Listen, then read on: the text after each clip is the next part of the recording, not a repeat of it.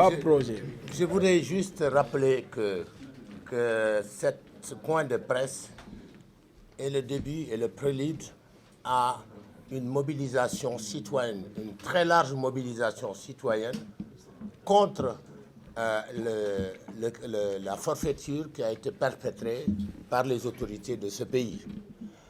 Nous allons donc, à partir d'aujourd'hui, dérouler tout un programme, plan d'action qui va constituer notre riposte contre l'agression qui a été perpétrée contre nous, contre la République et contre le peuple sénégalais. Alors je voudrais par ailleurs dire que notre action ne se limitera pas uniquement sur le plan citoyen, sur le plan politique. Notre action est prolongée également par une action sur le plan judiciaire.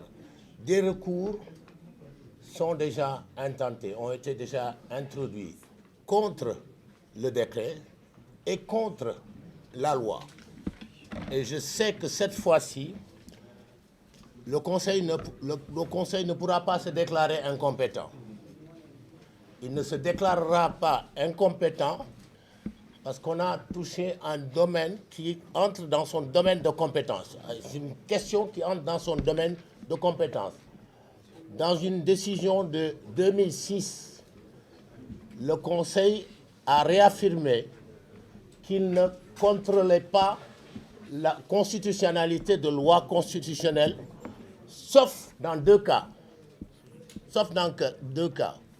Lorsque le contrôle de constitution, lorsque la loi constitutionnelle, la révision constitutionnelle a été adoptée en temps de crise, pendant l'application de l'article 52 de la Constitution, c'est-à-dire l'application des pouvoirs exceptionnels. Pour les Français qui sont là, lorsque on applique l'article 16 de la Constitution française. Alors là, le Conseil constitutionnel se déclare compétent lorsqu'il y a modification de la Constitution. Deuxième exception, c'est lorsque une disposition intangible de la Constitution est modifiée. Et c'est le cas, c'est l'article 103 de la Constitution. Et c'est le cas ici. Donc, le Conseil ne pourra pas se défiler. Il est obligé de se prononcer. Il se prononcera et il déclarera cette loi inconstitutionnelle. Je vous remercie.